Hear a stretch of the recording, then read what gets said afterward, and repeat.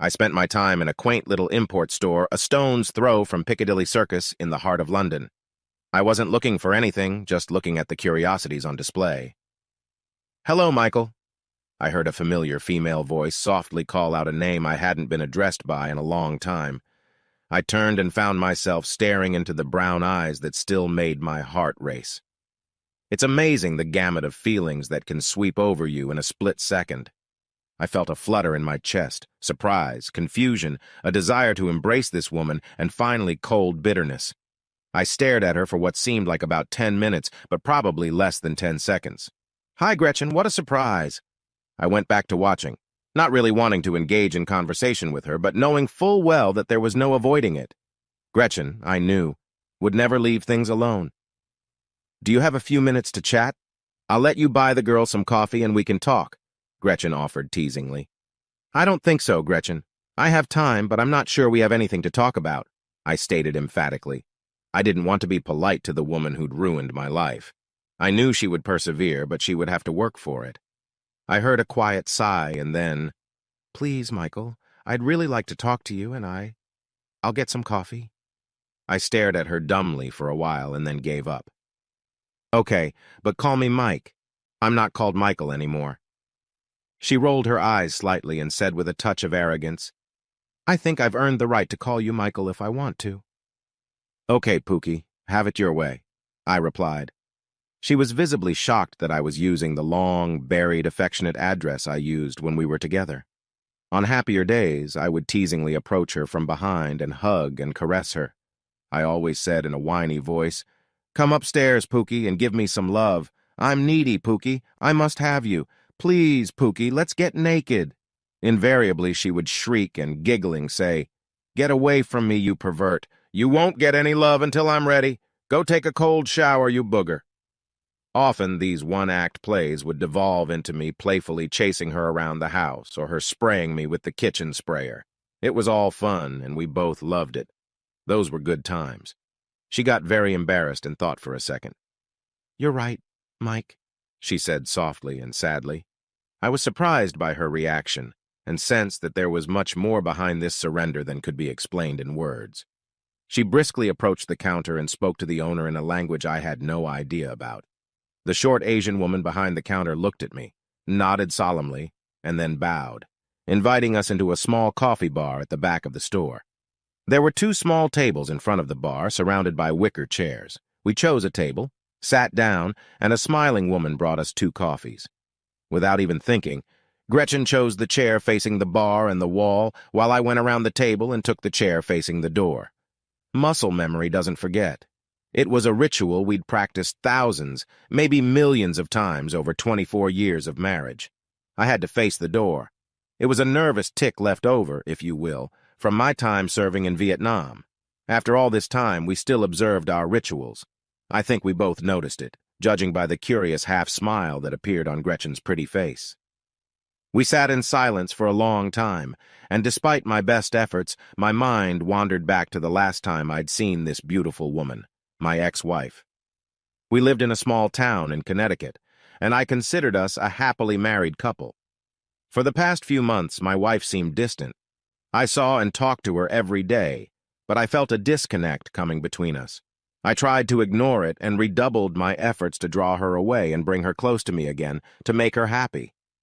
Our 2 children by then had left home, trying to establish themselves in their new roles as adults. Brett, our son and the oldest, was 23 years old and had just graduated from college. His senior year of high school, he married a sweet girl named Amy, whom everyone adored. He and Amy both work in New York City and commute by train to their small townhouse in New Jersey. They had some success and were, and still are, deeply in love with each other. It was beautiful to see. Our second child was our ball of lightning daughter, Misty, who was 21 years old. She is the apple of my eye, a feature of Daddy's daughters, and our wild child. I held my breath and self-control most of the time while she was in high school. However, by her second year of college, she finally realized that all the no's we were heaping on her were for her own good, calmed down, and will soon be graduating with a bachelor's degree, appearing frequently on the dean's list. So there you go. I was editing an article that was to appear in one of the magazines published by my employer when I got a call from my wife. "Hey, Michael, it's Gretchen. Would you like to have lunch with me today?" I know it's an urgent invitation, but I thought it would be fun to do something out of the ordinary for a change. I was thrilled. "Sure, babe, that sounds like a great idea. I'm glad you called. Do you have some place in mind, or should I pick?" "Meet me at Café Paris in, say, 45 minutes. Is that okay with you?" Gretchen asked in a professional, measured tone. It felt like distance was still being maintained, but at least it was a start. I was beyond excited and really hoped for a warming of our relationship. "I'll be there with the bells on. Maybe I should wear something else?" I said with a grin, trying to lighten the mood and show how pleased I was. "Yes, please," she replied, not very cheerfully. "Okay, I'll see you at 12:15. "Thanks, babe, that's a great idea. I love you," I said, getting up from the table and pulling out my jacket with a wide grin on my face. She simply said, "Okay, I'll see you soon." I hurried to my car and drove across town to meet my favorite wife for lunch. I can't describe the delight I felt at this simple gesture on her part. When I walked in, she was sitting at the table with a glass of wine. I touched her shoulder and leaned over to kiss her. She turned her head slightly and gave me a peck on the cheek. I guess that should have told me something. I said, smiling stupidly, "Hey, gorgeous, looking for a date?" She smirked slightly. "Let's order so we can have more time to talk afterward." We ordered, and she started talking about some translation projects she was working on at Trade, the import and export company she worked for as a language specialist. I ate and listened to her, but I started to feel a little uncomfortable. She hardly touched her food at all.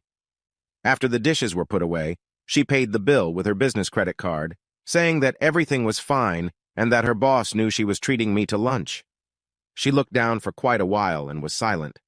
I was about to ask what was wrong when she, looking me straight in the eye, said, "Michael, you can't just say it like that. Michael, I've been having an affair for about 8 months. I love him and I want a divorce." I was stunned, shocked, and destroyed in one fell swoop. I stared at her in silence and couldn't speak. My world split in half in an instant. Never in my life, not even after what I had seen in the war, had I been so shocked. I was broken at the core. I couldn't think. I couldn't speak. Everything was lost. I was lost. She went on to tell me that he was extremely wealthy, a billionaire in fact, and that he would be picking up all the costs of the divorce. Since he is so rich, they would not claim anything in the divorce. I could keep everything. I seem to remember her saying something about my little assets staying intact. At the word possessions, she made a disgusted gesture with quotes in the air. I knew she was talking, but I couldn't really hear anything. It was as if I was in a tunnel where I could see my wife's lips moving, but I couldn't hear a sound. All the words were like bells ringing my doom. Then she continued, "This is what I really want, Michael, and it's in our mutual interest if you don't fight back. Fighting it will only prolong the agony, but the result will be the same. I'm leaving for Europe with him tonight, and I won't be back." She did say won't be back. Anytime soon. At least not until the divorce is final. Please let it happen without interference. You have always had a vested interest in my happiness, and this is something that will make me very happy. I'll call the children when I'm settled in Paris. I'm not sure how they will take it, but you needn't worry about that. With those words, she got up and walked out of my life, and I was still sitting there, not believing what had happened. The kids, as it turned out, didn't take to it very well. They were as stunned and hurt as I was. She never called them, and I had to break the news to them myself. I was effectively accused of killing her and disposing of her body. The months following my wife's passing were horrible. My children and I fought fiercely, digging in our hearts about what we had done to make it happen and exchanging accusations. I was able to get the name and some information about Gretchen's beau from her office, unofficially. I then started searching the internet for any pictures or articles about him. Fortunately, I was able to find some photos of him with a radiant Gretchen in an embrace, taken after her departure, which finally disproved the suggestion that I had anything to do with her disappearance. Interestingly, she was not mentioned in any of the photos, even though several people were listed in the captions. Apparently, they were trying to keep their home life private.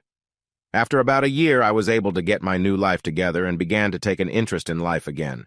During this time, I became friends with a few select, read disgruntled employees of Gretchen's former employer. I found out that senior executives not only knew about Gretchen's affair, but also provided cover for her. It seems that some of her beau's companies provided a lot of work and products for trade, so they thought it was in their best interest to make him happy. They even sent out memos to some employees advising them to keep things quiet and ignore what was going on. Gretchen's scheming took place on company time. Can you say lawsuit? Yes, I sued them. Now I'm living quite comfortably off them. I don't get my pound of flesh from Gretchen or her beau. Note. Part of our divorce agreement was that I would never reveal the identity of her beau. Blah, blah, blah. But I don't mind making the guilty party feel my pain. It's been 3+ years since our last lunch, and I found myself sitting at a communal table across from my favorite ex-wife. She still looked very beautiful. The best clothes, hair, and makeup that money could buy, but she had a tired, sad look. Those soulful brown eyes of hers, eyes that I'd always adored, told me nothing. She seemed to be dead inside. When she was happy or excited, those eyes would dance, flash, and sparkle with life. Today, the fire had gone out. Apparently, happiness was still eluding her. "You look good, Michael. Mike. Probably lost weight and got a little more muscular," she started the conversation. "Thank you," I said simply. This was her show. She wanted it, and she could pull it off. "I can't believe we actually ran into each other in London. What are the odds?" she continued. "Yeah, it's pretty hard to believe," I parried. "I've been doing a lot of translating in my new position, and I've even learned a couple of new languages," she continued to fish around for an opportune moment. "I've always been impressed by that about you. You're a very talented and beautiful woman." I finally opened up. She suddenly lowered her eyes and wept. "Thank you," she whispered. "I haven't been getting any recognition lately. I'm not sure anyone even knows I'm alive. I thought your husband was going to put you on display." "He never married me. I'm just a sex toy that can speak multiple languages.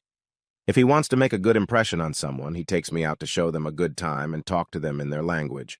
A 40-year-old American woman who can speak more than English, can show people around almost anywhere and is willing to get laid is, I think, rare. I've become a valuable whore," she said sadly. "What? Why don't you leave? Get on the nearest plane and get the hell out of Dodge," I said hotly. "It's complicated. I live a very, very good life, but I'm being watched all the time. It would be very hard for me to leave. The only reason I can talk to you now is because we met by chance and I didn't leave the store. Also, Marika, the owner is a friend of mine and she kind of has my back if I need to hide for a while." "It sounds awful, but I guess it's your choice. Okay, let's change the subject. Why didn't you ever call the kids? I had a really hard time convincing them that I didn't kill you or get rid of your body. They were really devastated that they never heard from you." I was now insisting on answers. She only seemed to sink further into sadness. I wasn't allowed to. I left that afternoon on a private jet, and access to my former life was completely cut off from me. As I said, I was constantly being watched. She suddenly leaned forward and looked directly at me. "Michael, I can't tell you how many nights I lay alone in a big house in an exotic place and wished I was still lying next to you in our home in Connecticut. God, I miss you and I miss us. I could feel myself reverting back to an old habit, fixing everything to make Gretchen happy. I saw myself being sucked back in and froze. Wait, I said, raising my hands in surrender. "I can't fix your life for you. What's more, I will not fix your life. How dare you sit here and whine about your life? You did this. You chose this. A whole bunch of people I love dearly had to live and deal with the situation you created for them. It was not what they wanted or chose for themselves. Their lives were forever changed because of choices and decisions that you made without their consent or participation. I happened to run into you for the first time in 3 years, and it's already all about you. I'm already tired of it. You know you haven't asked about your kids yet? What kind of mother does that? For your information, you're a grandmother now. Brett and Amy have a cute little girl who's going to be 2 in a couple months. If you're interested, her name is Brianna Lynn. Your daughter Misty, remember her? She's planning on marrying a really nice guy named Trevor in about 6 months. She's still hoping you'll be at the wedding, but it's really hard when we have no address or way to contact you. Maybe I'll send an invitation here." I started hyperventilating and paused, but I was on a roll. All my pent-up anger and resentment was spilling out. As far as I was concerned, What did I do to deserve the kind of treatment you subjected me to? I loved you with everything I am and everything I had. You left me without even saying goodbye. Do you realize that you never once apologized for ruining my life? Don't sit here and whine. You ruined everything. You lost us. You lost me. Are you looking for a shoulder to cry on? You can't do that here. You killed that privilege 3 goddamn years ago in a little cafe in Connecticut. I was about to get up and leave, just like she did 3 years ago, when an angelic voice with a distinctly English accent broke into the fiery twilight. Mike, I sure as hell can't leave you alone for even 5 minutes without you chatting up some beautiful woman. I swear I should beat you half to death, she joked, trying to look angry, but her green eyes flashed with mischief. I was so engrossed in my rant that I didn't even notice Pamela walk in. I smiled warmly. Hi, baby. Pamela, I'd like you to meet Gretchen, my ex-wife. Gretchen, this is my friend, Pamela. Gretchen was still reeling from my verbal assault, and now she was face to face with her replacement. She was silent and struggling to keep her composure. Pamela simply held out her hand in the traditional friendly gesture and said, smiling, I'm very pleased to meet you, Gretchen. Mike has often mentioned you, but not very warmly, I'm afraid. I suppose I should thank you for letting that lusty fellow go and giving me a chance to get a hold of him. He can be quite a nuisance, but I am gradually accustoming him to the house. Pamela looked at me and smiled broadly. She stroked my shoulder fondly and continued, Mike, my crazy Yankee, I'm afraid we must be off if we are to catch the train to Ely. I'm sorry to interrupt you, but I'm worried about the time. I patted her leg. Don't worry, my sweetie, I'm just finishing up. Then I turned to the still struggling Gretchen and said, We have to run, but thanks for the coffee and for your time. I'll tell the kids you say hi for me and tell them you said you love them, even though that's a bit of a lie. I shook her hand and then said, I hope, Gretchen, that you find your happiness someday. But I'm afraid you're looking in the wrong place. Thank you also for 23 good years. They were mostly happy years for me, and I really thank you for that. Goodbye, Gretchen. Gretchen continued to sit with the same shocked look as I had 3 long years ago. Pamela and I stepped out into the bustling life of London to meet the appointed train. She never asked about the reunion, but I think she heard enough to know that it was not a joyous reunion. For the first time in a long time, I felt free. Yes, I felt free, and even a little happy.